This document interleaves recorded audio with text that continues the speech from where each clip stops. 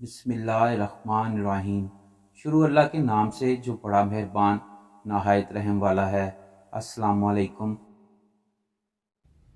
हज़रत मोहम्मद सल्लल्लाहु अलैहि वसल्लम ने फरमाया कि खामद को चाहिए बीवी के साथ दरगुजर का मामला करे, और फरमाया कि औरतें अगर नाक़िसुल अक़ल होती हैं, तुम तो कामुल अक़ल हो, तुम तो इनके साथ दरगुजर का मामला कर लिया करो।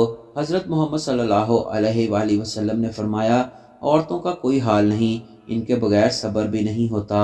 जो नरम होता है ये इस पर गालिब आ जाती हैं, और जो सख्त तबीयत का होता है वो इनके ऊपर गालिब आ जाता है।